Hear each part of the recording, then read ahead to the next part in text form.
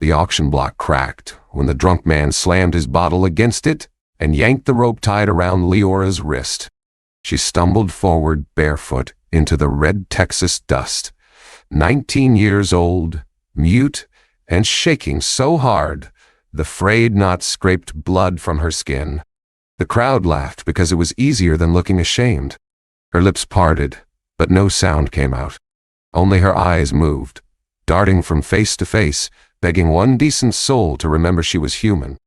Nathaniel Hartwell lifted one gloved hand, and the noise settled like dust after a gunshot. He stood near the front in a fine gray suit, clean as a church window, with a gold watch chain bright against his vest and a silver-topped cane resting beneath both hands. $4, he said gently, as if he were buying a chair. The drunk grinned. Leora shut her eyes, and whatever that girl had seen in Hartwell's burning fields was still alive behind her silence. Then a gold coin struck the plank floor of the auction stand. It hit so hard every head turned. Josephine stepped from the edge of the crowd, broad and sweating beneath the merciless noon sun, her emerald green dress pulled tight across her heavy body, her dark hair pinned poorly and coming loose at the temples. Men who had mocked her size moved back without being asked. She climbed the steps slowly, each board complaining beneath her weight, and stopped in front of the drunk. She did not speak. She only bent down, picked up the rope, and snapped it in both hands like it was no stronger than dry grass. The drunk cursed and reached for Leora, but Josephine's palm caught his chest and drove him backward into a flour barrel. The crowd gasped. Nathaniel's polite smile thinned. Josephine took Leora by the torn sleeve and placed the girl behind her, covering that thin, trembling body with her own wide shadow. For the first time that day, Leora looked at someone not with fear, but with disbelief. Now, if you believe a human being is not merchandise to be priced on a wooden block, right? I am free in the comments, and keep your eyes on this woman, because before sundown, she would stand against the richest man in that town with nothing but a torn rope, a gold coin, and the kind of courage money cannot buy. Nathaniel stepped closer, tapping his cane once against the boards. "Madam," he said, smooth as butter over a knife, "you who have purchased trouble, you do not understand." Josephine looked down at Leora's bleeding wrist, then at the courthouse windows where 3 men had suddenly stopped watching from behind the glass. She closed her thick fingers around the broken rope and tucked it into her fist. Across the square, a rider turned his horse toward the north road, the same road that led to Josephine's lonely farm. And Leora, still unable to speak, grabbed Josephine's sleeve with both hands as if the devil himself had just been given directions. Josephine did not run from the square. A woman built like her could not run without giving the town one more reason to laugh. She walked instead, slow and heavy, one hand gripping Leora's sleeve, the other holding the broken rope like evidence. Behind them, the drunk shouted for his coin. Nathaniel Hartwell said nothing. That was worse. His silence followed them past the mercantile, past the livery, past the church steps where 2 women lowered their eyes and pretended they had not watched a girl nearly sold under God's roof. Leora kept stumbling. Her bare feet were blistered from the hot boards and sharper dust. Twice, Josephine stopped and let the girl lean against her without making it look like kindness. At the watering trough, she filled a tin cup, held it out, and waited. Leora stared at the water first, then at Josephine's broad hand, as if any gift might turn into a trap. Josephine did not push it toward her. She only stood between the girl and the square until Leora's shaking fingers finally took the cup. The farm sat north of town behind a sagging rail fence and a field of tired corn that had not seen enough rain. Josephine's house was plain, low-roofed and sunburned, with a porch that leaned a little to the east. A chopping block stood near the door. A rifle hung just inside, close enough for her hand but far enough that Leora could see it. Josephine noticed the girl looking at it and left it there. Hidden weapons frighten people. Honest ones let them choose where to stand. Inside, the heat was trapped under the rafters. Josephine set a basin on the table, poured water from a clay jug, and pointed to a chair. Leora did not sit. She backed into the corner near the stove and folded both arms over her stomach. Josephine took one step toward her, saw the girl's shoulders rise, and stopped. Then she dragged the chair back with her foot, sat first, and laid the torn rope on the table between them. For a long moment, there was only the sound of flies knocking against the window glass. Josephine pulled a clean rag from a drawer, dipped it in water, and held it out. Leora's wrist had a red groove where the rope had bitten her. The girl looked at the rag, then shook her head once, sharp and frightened. Josephine nodded as if the refusal made sense. She wet another rag, wrapped it around her own wrist, and tightened it with her teeth, showing the motion slowly. Then she set the first rag on the table and turned away to light the stove. That was when Leora reached for it. Josephine saw the movement reflected in the black belly of the kettle, but she did not turn. She cut bread thick, set a heel of it on a plate, added beans from last night's pot, and placed the food halfway across the table. Leora waited until Josephine moved back before she took one bite. Then she tucked the rest of the bread into the torn front of her dress so quickly it broke Josephine's breath for half a second. She had seen hungry animals do that before storms. She had never wanted to see a person do it. A low roll of thunder moved over the Texas flats near dusk. Leora dropped to the floor as if a gun had fired. The plate shattered beside her. Beans slid across the boards. Josephine turned with the kettle in both hands and found the girl curled under the table, both palms clamped over her ears, eyes wide but empty, trapped somewhere that was not this kitchen. The thunder rolled again. Leora's mouth opened in a silent scream. Josephine set the kettle down and lowered herself to the floor with a slow grunt. She did not crawl under the table. She sat beside it, back against the cabinet, legs spread for balance, one hand open on her knee. Her breathing was loud in the close room, rough from the heat and the weight of the day. Leora watched that hand for a long time. Then, inch by inch, she came out from under the table and pressed herself against Josephine's side. Josephine went still. No one in town touched her, except to push past. No child had leaned against her since the little grave behind the smokehouse had gone hard with winter weeds. Her eyes moved once toward the back window, where the small white marker stood beyond the wash line. Then she pulled an old quilt from the chair and wrapped it around Leora without closing her arms too tight. The girl trembled against her broad chest until the thunder passed. Josephine kept one hand on the floor and one on the quilt, making a wall without making a cage. After a while, Leora's fingers loosened. The knife hidden in her dress slipped halfway out and clicked against the boards. Josephine looked at it, then at her. She picked up the knife and placed it back beside Leora's hand. Leora stared at her as if that one act had said more than a sermon. Night settled heavy and hot. Josephine put the girl on a pallet near the stove, not in the back room where a shut door might feel like a jail. She set a cup of water close, left the knife within reach, and took the rocking chair near the front window with the rifle across her lap. Leora did not sleep at first. Her eyes kept finding the torn rope on the table, then the dark road beyond the glass. At last, she rose without a sound, took a cold piece of charcoal from the stove box, and knelt on the floorboards. Her hand shook badly, but the lines came clear. A barn, fire, a man with a cane, a family running toward a door that had been barred from the outside. Josephine leaned forward. Leora drew a square mark above the barn door, then tapped it hard with the charcoal until it broke. It looked like a county seal. Before Josephine could reach for the lantern, a horse snorted outside the fence. Then another. Leora dropped the charcoal and scrambled backward, clutching the knife to her chest. Josephine rose from the chair, slow but certain, and lifted the rifle from her lap. Through the window, 2 lanterns floated on the north road, coming closer to the porch. The lanterns stopped at Josephine's gate.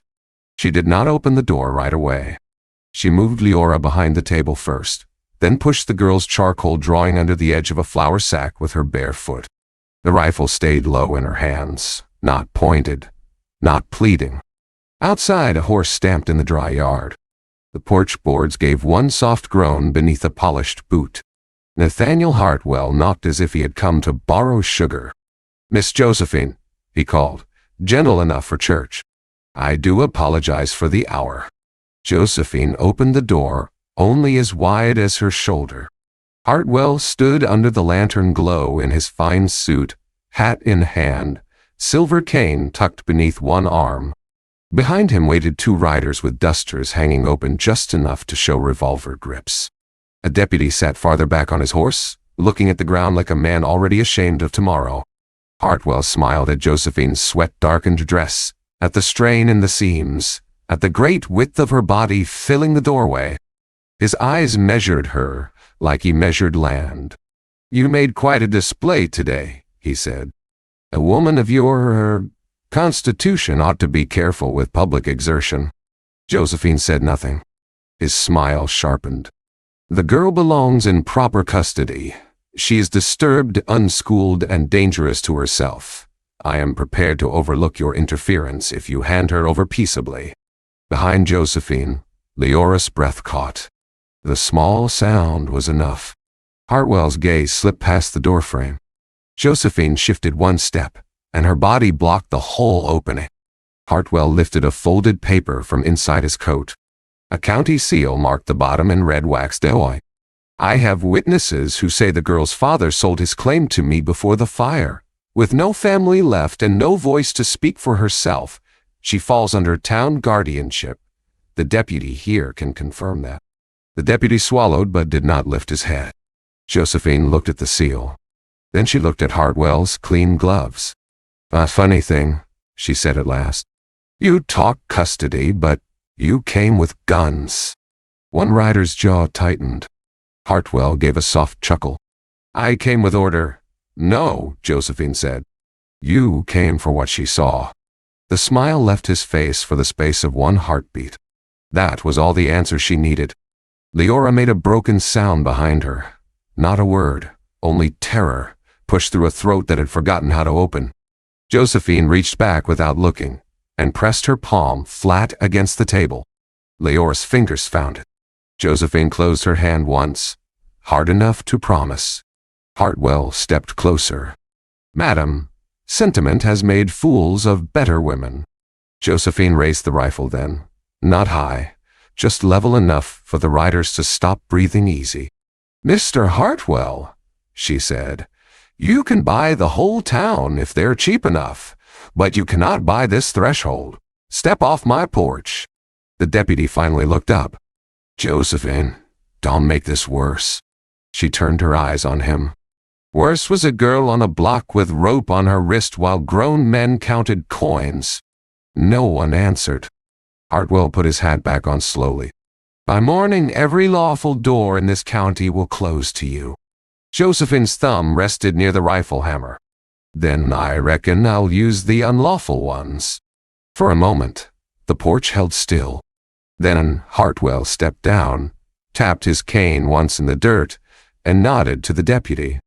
The riders turned their horses, but one of them paused near the fence and looked toward the barn as if judging how well dry wood burned. Josephine watched until the lanterns disappeared down the road. Only then did Leora's knees give out. Josephine caught her under the arms and lowered her to the chair. The girl's face had gone gray in the lamplight. She reached for the charcoal drawing with desperate fingers and pulled it free from beneath the flour sack. Then she stabbed the broken charcoal at the red seal on Hartwell's paper, still visible in Josephine's mind, and drew the same mark again beside the burning barn. A seal pressed before a family was dead. Josephine understood enough to feel the kitchen shrink around her. Before dawn, she wrapped the charcoal drawing between two flat boards and tied it with twine. Leora clutched Josephine's sleeve when she reached for her bonnet, but Josephine shook her head. "You stay where walls know you." Leora shook her head harder. Josephine looked at the knife still in the girl's hand, the bread heel hidden beneath the pallet, the black charcoal ground into her fingertips. Then she took the broken rope from the table and tied it around her own wrist, loose but plain. "Then we go together." They reached town as the first heat rose off the dirt. People stopped sweeping porches. Men near the livery turned away. Women at the pump fell quiet.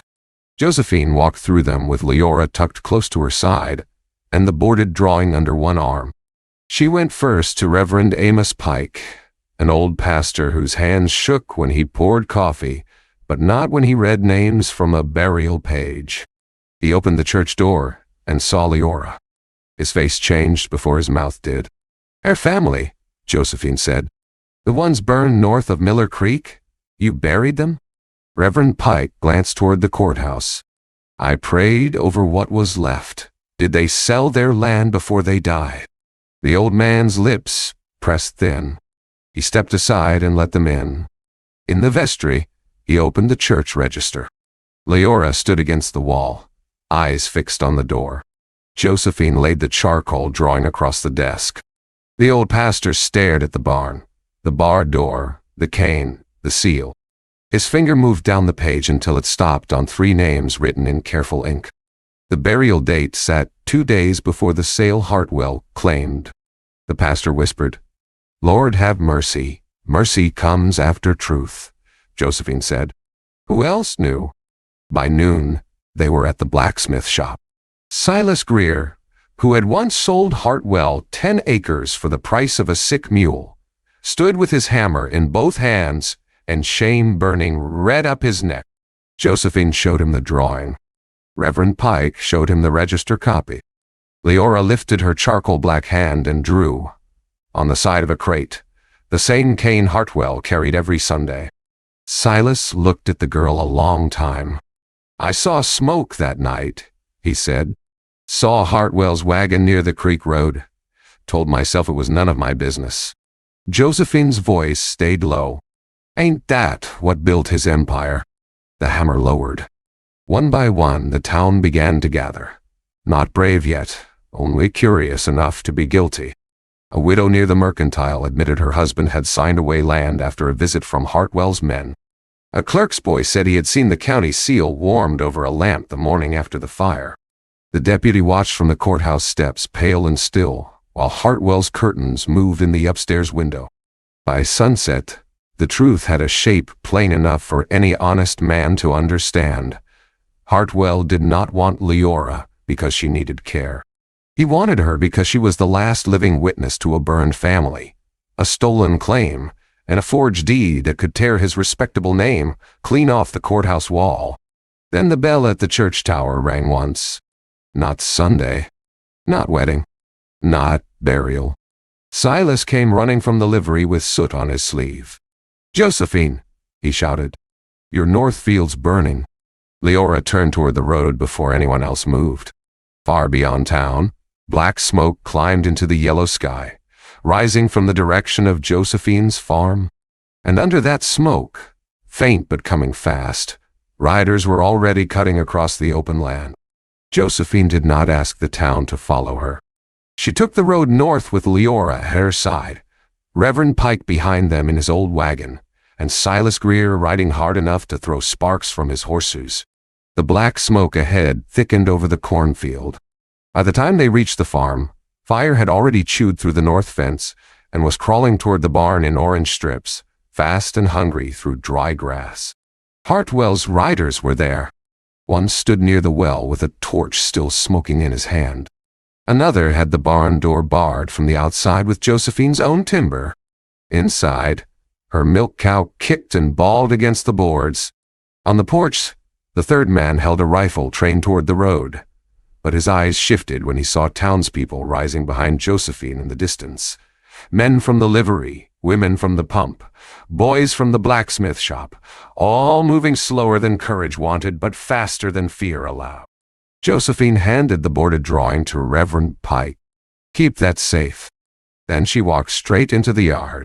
The rifleman shouted for her to stop. She did not. Leora grabbed for her sleeve, but Josephine peeled the girl's fingers away and put them around the pastor's wagon rail. Her face was slick with sweat and soot before she even reached the porch. The rifle barrel followed her chest. She kept moving until the muzzle nearly touched the stretched green cloth of her dress. "You burn my field," she said. "You best have the manners to look at me while you do it." The man blinked first. That was all Silas needed. He came in from the side and drove his shoulder into the rider by the well. The torch fell into the dirt. The yard broke open with shouts, hooves, smoke, and the crack of one wild shot that splintered the porch post beside Josephine's head. She flinched, but she did not step back. Leora ran then, not away, but toward the barn. The barred door had begun to smoke at the edges. Josephine saw her and moved with a speed no one in town had believed her body could hold. She crossed the yard, seized the timber brace, and pulled. It did not give. Heat rolled out through the cracks. The cow struck the door from inside, screaming. Josephine planted both feet, wrapped her thick arms around the brace, and tore until skin split across her palms. Silas joined her. Then one livery boy. Then Reverend Pike, old hands shaking but still gripping. The timber snapped loose. The barn door burst open, and the cow stumbled out through smoke. Leora fell backward, coughing. Josephine caught her against her broad body and turned them both as another shot rang from the road. The bullet tore through the boarded drawing under Reverend Pike's arm. The pastor dropped to one knee, not hit, but stunned. The twine split. The boards fell apart. The charcoal drawing slid into the dirt. For one terrible second, the wind lifted the top sheet toward the fire. Leora lunged for it. Josephine lunged for Leora. A horse screamed. Hartwell's last rider cut across the yard, reaching down from the saddle to snatch the paper before the town could see it. Josephine stepped into his path and took the impact with her shoulder. The horse swerved.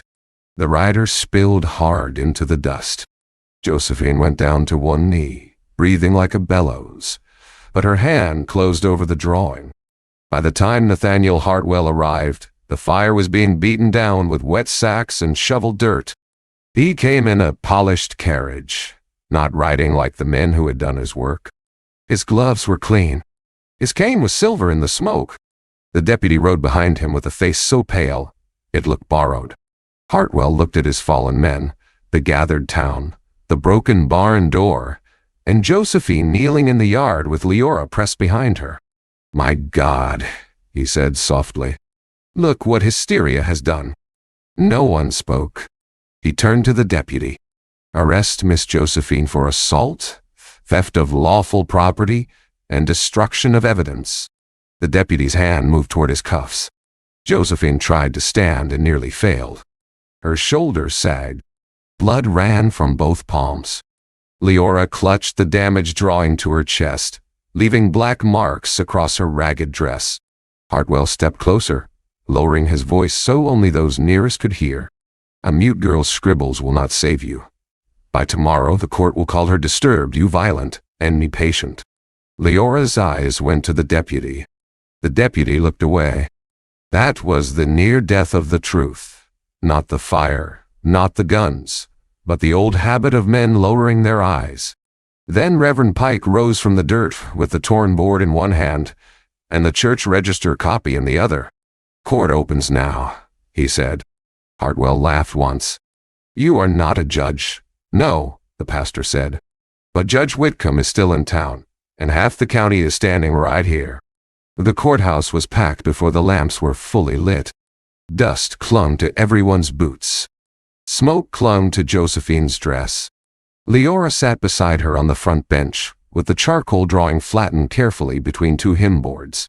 Hartwell stood straight before the judge's table, calm again, his cane planted beside his polished shoe.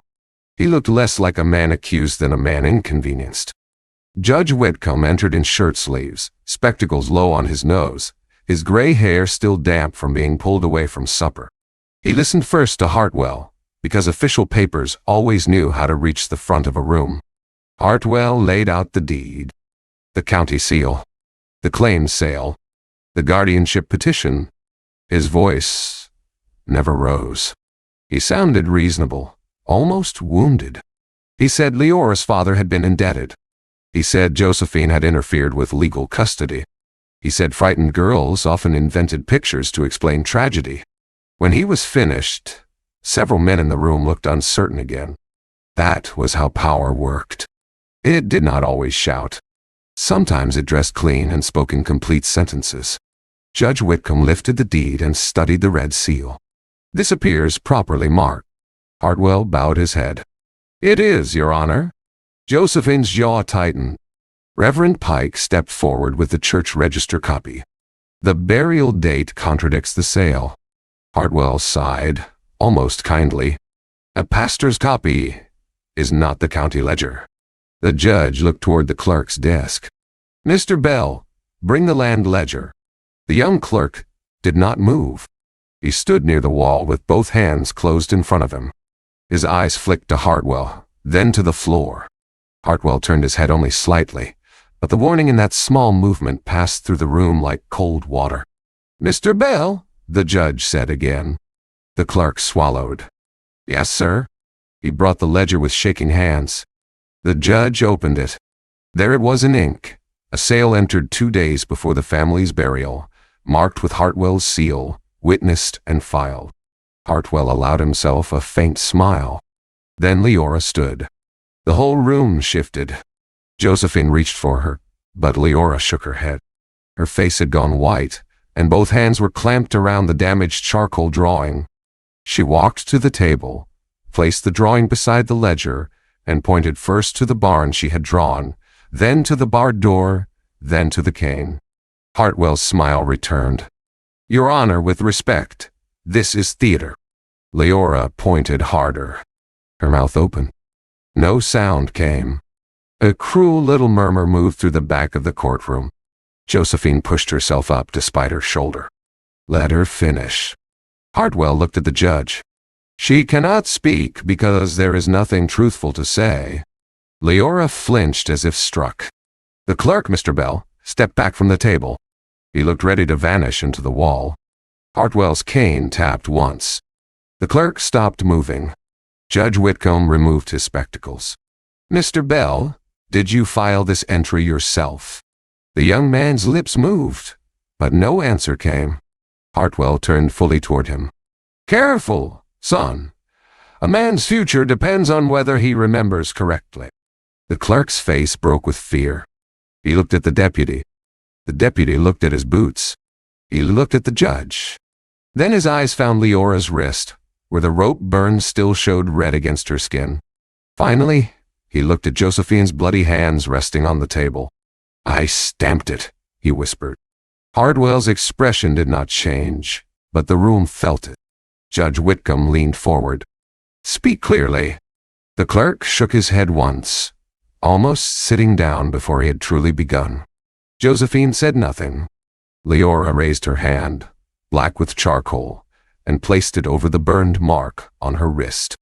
The clerk drew a breath that sounded painful. "I stamped it the morning after the fire. Mr. Hartwell brought the paper in before sunup. Said the family had signed before they died and the town would be better if no one asked after it." Hartwell's cane struck the floor. "Lie."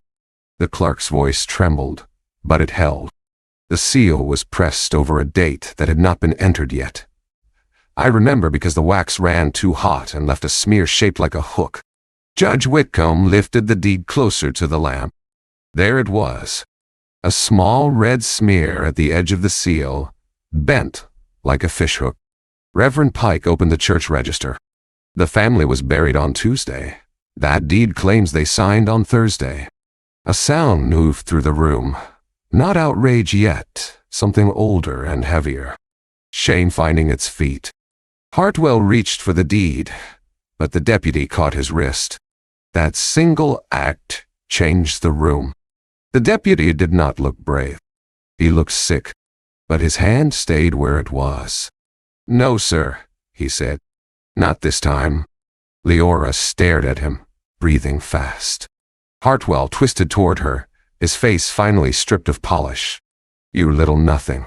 The word hit the courtroom like a slap. Josephine moved, but Leora moved first. She stepped forward, clutching the torn drawing, and pointed at Hartwell with a hand that shook from shoulder to fingertip. Her mouth opened. At first there was only air. Then a raw sound tore loose, rough from years of being buried. "Crime." The room froze. Leora's eyes widened at her own voice. She pressed one hand to her throat, then forced the word out again, louder, broken but alive. Crime! The judge stood. Hartwell looked around for the town he had owned. He found no buyers left. Silas Greer stepped from the back wall. The widow from the mercantile lifted her chin. Reverend Pike closed the register with both hands. One by one, the people who had survived by silence began to stand. Judge Whitcomb struck the table with his palm. Nathaniel Hartwell, this court orders you held for fraud, arson, coercion, and the unlawful seizure of land pending full trial. The deputy took Hartwell's cane first. That seemed to wound him more than the cuffs. When the metal closed around his wrists, Hartwell looked at Josephine as if he still expected her to lower her eyes. She did not. She stood with one arm hanging useless at her side, soot on her face, blood dried across her palms, and Leora pressed close enough that their shoulders touched. Outside, the night air carried the smell of smoke from the north field. The farm was damaged. The fence was gone. The barn door hung crooked. Justice had not put out every fire. But Leora's hand found Josephine's, and this time, when she held on, she was not begging to be saved. She was choosing where to stand. For 3 nights after Nathaniel Hartwell was taken away, Leora still slept with the knife under her palm. Justice had spoken, but the body does not always hear the gavel. A cup dropped in the kitchen made her flinch. A horse passing the road after dark made her sit straight up on the pallet. When Josephine reached too quickly for the stove handle, Leora's shoulders rose before she could stop them. The town called her safe now. Her hands did not believe it yet. Josephine never scolded her for that. She repaired the farm the same way she had saved the girl, without speeches. She set the barn door back on its hinges, with Silas Greer holding the other side. She replaced the burned fence posts, one at a time. She left bread on the table every morning, plain in sight, until Leora stopped hiding pieces in her dress. At night, Josephine still kept the rifle near the window, but after a while, she stopped holding it in her lap. The broken rope stayed on the mantel. Not as a trophy. Not as a thing to admire. It lay beside the $10 gold coin and the torn charcoal drawing, flattened now under glass by Reverend Pike's careful hands. Some days Leora stood before it and touched the red mark that had faded from her wrist. Some days she turned away before the memory could pull her back under. Josephine let both be true. Weeks passed, then months. The men who had once laughed in the square came to Josephine's farm with lumber, nails, seed corn, and shame carried awkwardly in their hands. Few knew what to say to her. That suited Josephine fine. She took the boards, pointed toward the barn, and put them to work. The widow from the mercantile brought curtains. Reverend Pike brought books. Silas brought a new latch for the front door and installed it so it could be opened from the inside with one finger. Leora watched that latch longer than anyone expected. That winter, when the first cold rain struck the roof, she woke trembling again. Josephine was already in the rocking chair, mending a sleeve by lamplight. She looked up but did not move toward her. "You're inside," Josephine said softly. "Door ain't barred." Leora stared at the door. Then she stood, crossed the room, and opened it herself. Rain blew across the porch. Nothing waited beyond it but darkness, mud, and the smell of clean water. She shut the door with her own hand. When she came back, she sat beside Josephine's chair and leaned against her knee. Josephine's needles stopped. A long silence passed, warm as the stove. Then Leora reached up, touched Josephine's calloused hand, and pressed it against her cheek.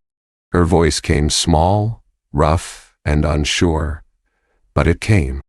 "Joe!" Josephine lowered her head as if the whole world had suddenly become too bright to look at. By spring, Leora could say more. Not much. Not fast. But enough. Yes. No. Dottie. Bread. Wide. Home. Fire day. Crime. Free. Each word arrived like a step across a river, whose bridge had burned years before. Josephine never hurried her. She listened to every broken syllable like it had cost gold. The court restored the stolen claim to Leora's name, but she did not sell it. She gave part of the land for a schoolhouse near the church, where children who had no family, no money, or no voice could learn letters without being made small. Josephine helped raise the beams. She could not read all the words in the primers, but she could carry twice the timber of any man who laughed at that. 30 years later, the red Texas square looked different. The auction block was gone. In its place stood a water trough and a young oak tree, planted by children who had only heard the old story from their teacher. Leora Hartwell, though she never took Nathaniel's name, the town records once tried to give it to her, was known simply as Miss Leora. Her hair had silver in it. Her voice remained rough. When a frightened child could not speak, she never demanded words. She placed chalk in their hand and waited. On the wall of her schoolroom hung a portrait in a plain wooden frame. Josephine, in her emerald green dress, broad and solemn, one hand resting near the broken rope on the mantel. The children always asked about the gold coin beside it. Miss Leora would tell them that some men used money to price a life, and one woman used it to break a chain. Then she would touch the old scar on her wrist and smile. If this story reminded you that no human soul should ever be bought, sold, or silenced, write "I am free" in the comments and tell us where you are watching from. Subscribe for more frontier stories where mercy stands up, truth finds its voice, and one open door can change a life forever.